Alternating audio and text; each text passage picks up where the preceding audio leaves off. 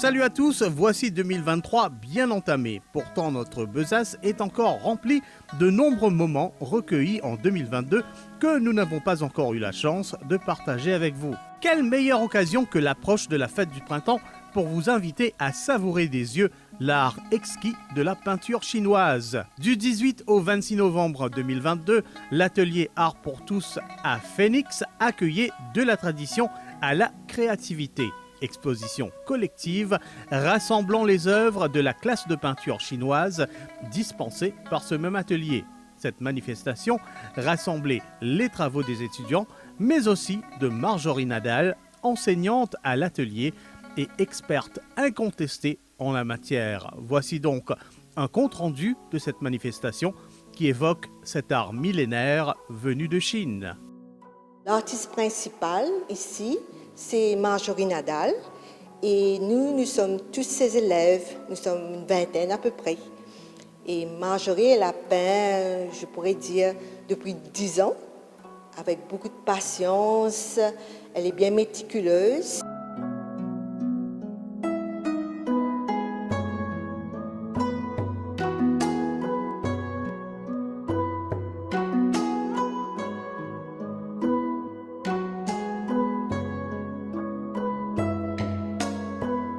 Il y a beaucoup de techniques. Il y a le gombi, précision, c'est réaliste, et c'est sur le papier de riz qui est fait avec l'écorce de bois. On importe ça de Chine.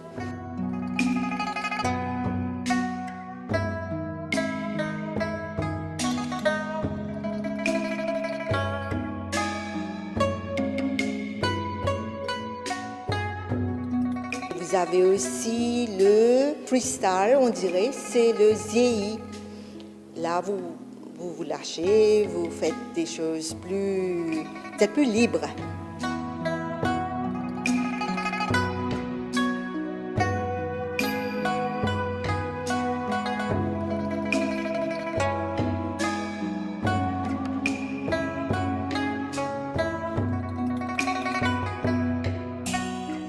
Aussi, vous avez le mogu qui ressemble un petit peu au gombi, mais qui se fait plus vite. Le gombi, si vous regardez, ça prend au moins 10 fois repasser le pinceau, alterner avec l'eau, laisser sécher. Et aussi, le final se fait par passer le pinceau avec le thé qu'on a fait infuser pour avoir ce background de marron.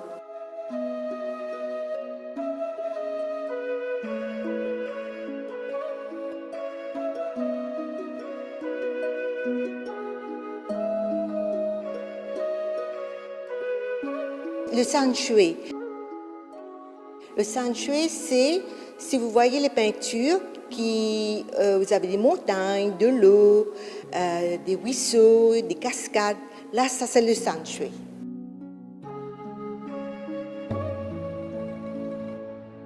Principalement, c'était sur tous les paysages de Chine. Mais maintenant, ce que Marjorie Nadal a commencé, je vois d'après ses tableaux, et ses élèves aussi, on a commencé à prendre les techniques chinoises, incorporer tout cela, toutes ces techniques-là, mais en faisant des paysages mauriciens. Et je pourrais dire que c'est vraiment un brassage parfait.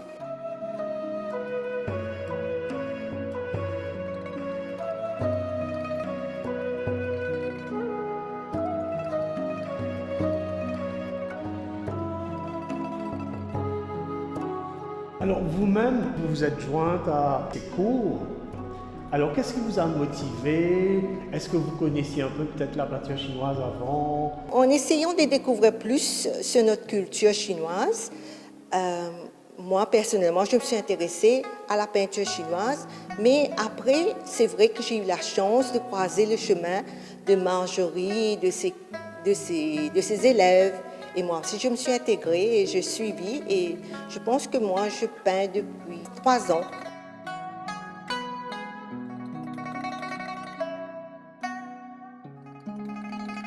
J'aime bien, ça me calme, ça me met me recentrer. Et oui, ça me donne un but. C'est toujours une très grande joie quand un dessin est terminé.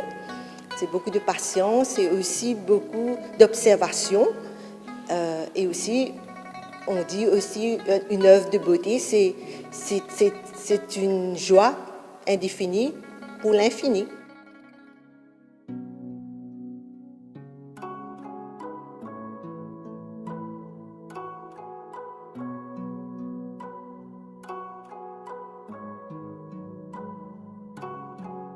Chaque portrait, chaque peinture a une signification.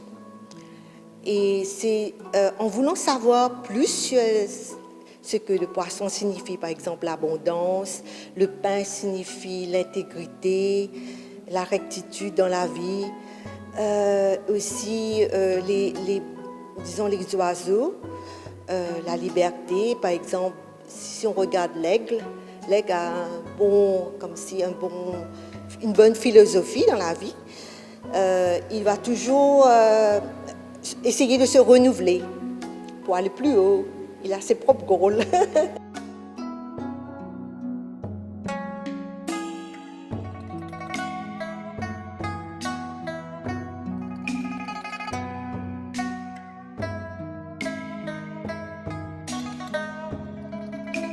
Comment on trouve ces sujets? Comment on compose?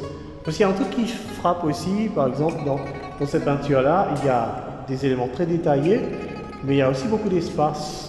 Qu'est-ce qui fait une bonne composition balancée, bien proportionnée pour vous, hein, quand vous peignez quelque chose, comment vous cherchez ça? Il y a le triangle. Hein? Le triangle, ça reste votre centre de votre œuvre. Et aussi pour les artistes chinois, pour la peinture chinoise, il y a aussi ce qui est là, tout près, un peu plus loin et très loin. Et ça vous donne vraiment un survol de votre environnement, un vrai survol. Parce qu'on ne doit pas seulement regarder ce qui est devant notre nez, mais toujours regarder à l'horizon.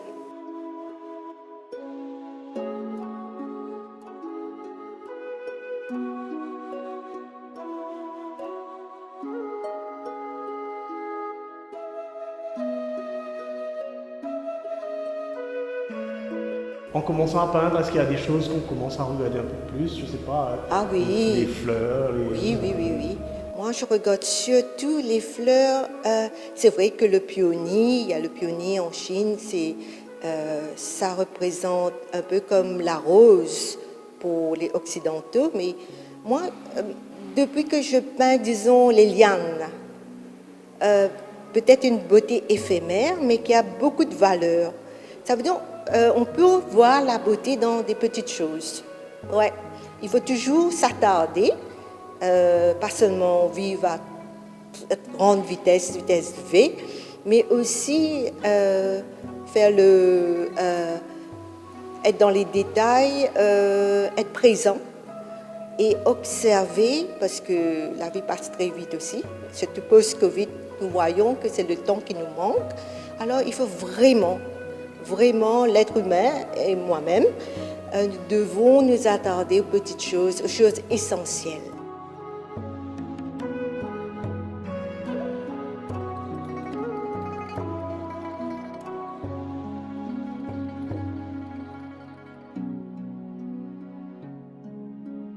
Quelles sont les étapes justement qui mènent vers la maîtrise? Qu'est-ce qu'il faut apprendre à maîtriser? Est-ce que c'est la finesse du papier, le coup de pinceau, l'eau, combien d'eau on va mettre? C'est l'eau. Oui, exactement, c'est l'eau parce que il ne faut pas comme si... Premièrement, il y a plusieurs variétés de papier. Il y a le papier cook, cuit, il y a semi-cuit et celui qui est raw, celui qui est au naturel. Alors, plus le papier est cook, ça nous permet à maîtriser l'eau. Ça ne va pas dans tous les sens, ça nous permet d'aller moins vite aussi. Moi, je dirais, moi comme débutante, je préfère celui qui est plus cook et bien sûr, c'est le papier qui est plus onéreux.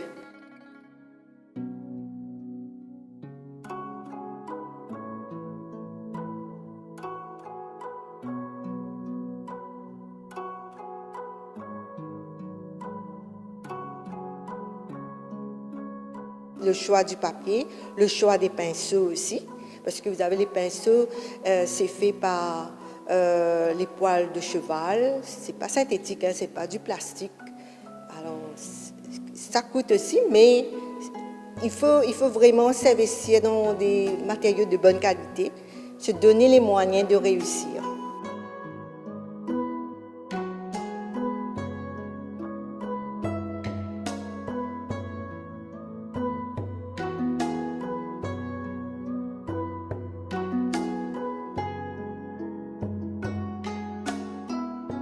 Est-ce que pour vous, c'est suffisant d'avoir pu créer quelque chose et de partager ça à des connaissances, ou bien est-ce que vous pensez que vous voulez quand même arriver à un degré de maîtrise?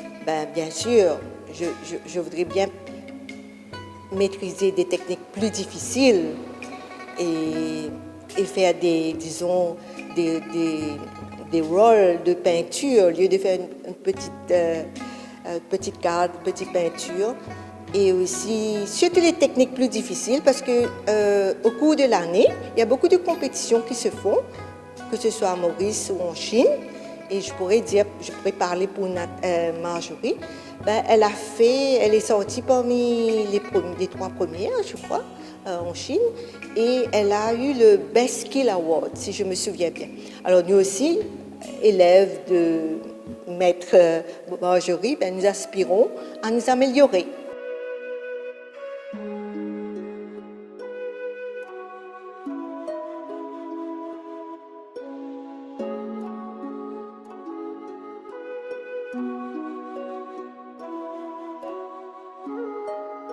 Nous sommes contentes aussi de partager ces petits bonheurs, ces jolies œuvres avec tout le monde et aussi encourager le public mauricien, aspirant. Je pense que tout le monde peut peindre. Si nous pouvons le faire, vous aussi bien sûr. Et c'est juste avoir le temps et appliquer.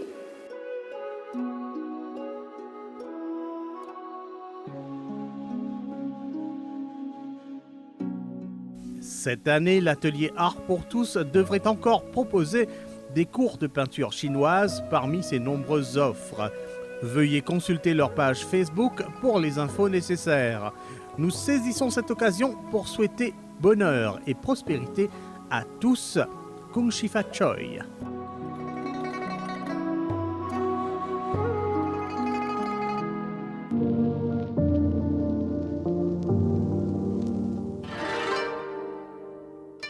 Nous poursuivons notre exploration des événements de 2022. Jamais trop tard pour bien faire. Voici donc la rétrospective de Sunrises, un événement culturel organisé par l'ambassade du Japon à Maurice en septembre dernier au Kodan Art Center. Merci à notre collègue Ashminta Bantu et son équipe d'avoir recueilli ces images. Dans le cadre de cet événement, l'ambassade proposait une exposition de Angigas, des estampes contemporaines signées Nakajima Tsuzen.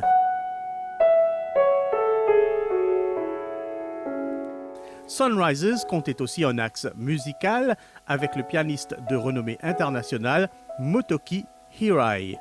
Il avait auparavant travaillé en collaboration avec des Mauriciens, ce concert restituait par la même occasion des compositions collaboratives. Motoki Hirai reste un artiste très engagé pour la planète. Il est également un ambassadeur culturel. You know the sunrise that implies Japanese flag. And since I came here, I wanted to do something that very good for this country in terms of culture. But because of the COVID situation, I couldn't make it. And finally, I could invite Mr. Shirai, world famous pianist, and make a cultural event. And it will be a kind of start of a new life, new economic growth, and everything. So that's why I put the name of Sunrises.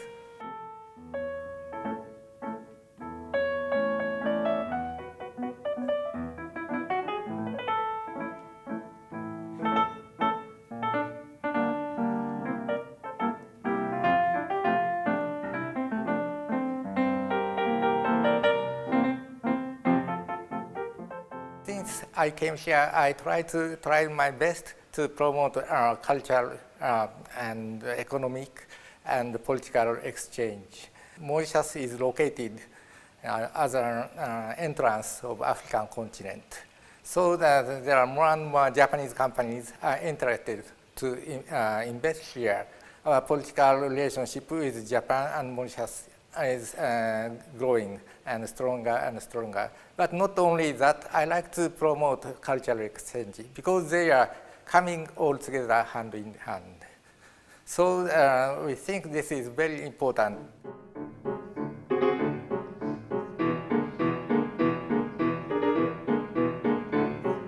A haiku is a Japanese poem of 17 syllables in lines of 5, 7, and 5, traditionally evoking images of the natural world.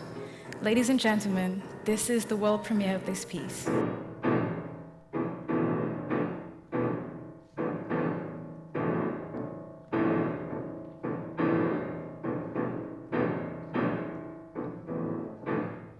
Music can communicate, and the music speaks, and it's a universal language which transcends all the cultures, religions,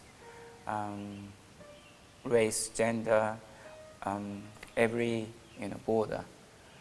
So I'm very lucky that I can communicate with people, and as a composer, I'm so much inspired by nature. I love traveling, and I am very lucky that music brought me everywhere.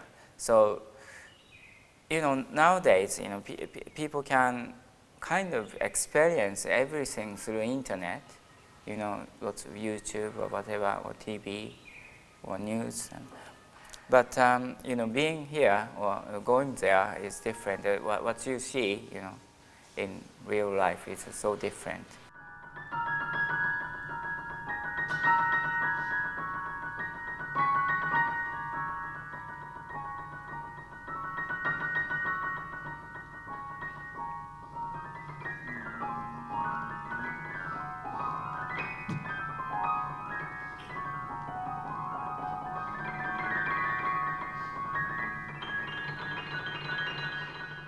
I was very lucky that I came from a musical family. My family, they are all musicians. But my grandparents were also musicians, and my grandmother was a violinist. My grandfather was a composer. He was a conductor as well, but he was a violinist, and he plays the piano, and he composed lots of lieder and songs. My father is a cellist. He's quite well known as well. Studied with legendary, cellist who was like a god of the cello. My mother is a pianist.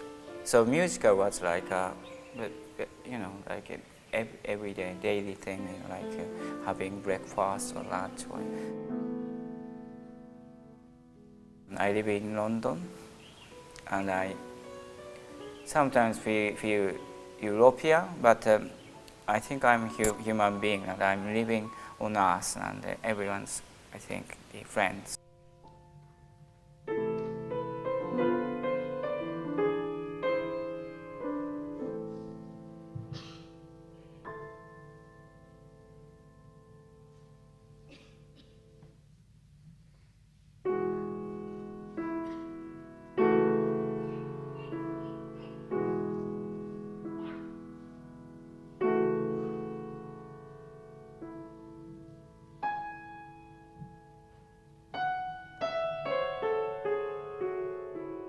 I love nature. Also historically and traditionally, the Japanese people, they worship nature, and we believe that we are part of it, and we traditionally feel the oneness with nature. Or even for me, I feel the kind of oneness with whole space and universe.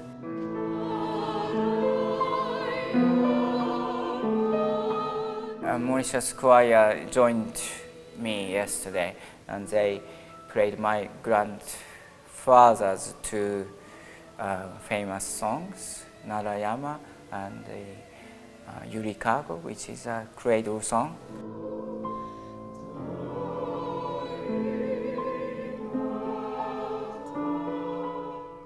And also the Mauritian people, they sang the Mauritian folk song with the special traditional instrument, which was wonderful. That I think music has no boundary, but still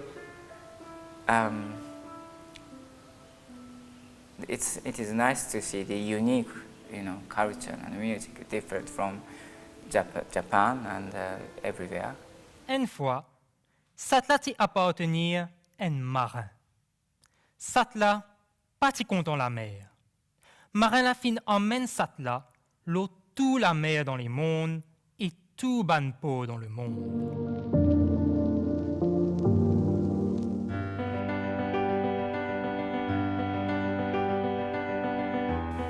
Nous sommes presque à la fin de cette édition. Nous allons terminer avec cette brève pour rappeler une exposition qui vient de prendre fin aujourd'hui. Du 27 décembre au 19 janvier, Ariana Sifra et Julie Fleurier proposaient une exposition en duo à In Situ, Vanilla Connect, Rivière Noire. Alors notre rencontre a été un hasard. Moi, j'ai fait une exposition en solo en 2022. J'ai exposé à Paul-Louis. Quand mon exposition s'est terminée, Elisabeth de In Situ m'a proposé de bouger mon exposition ici.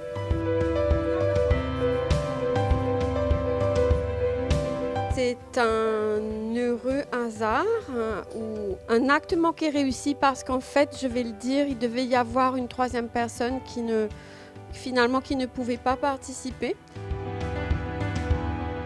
Comme en fait j'avais exprimé le souhait d'exposer mes œuvres, ça fait un petit moment que ça me démange et que j'aimais bien cet espace. Les artistes décrochent demain, vendredi 20 janvier.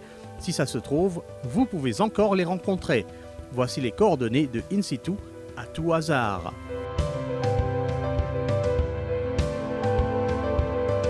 Fin de cette édition, on se donne rendez-vous la semaine prochaine. Restez en ligne.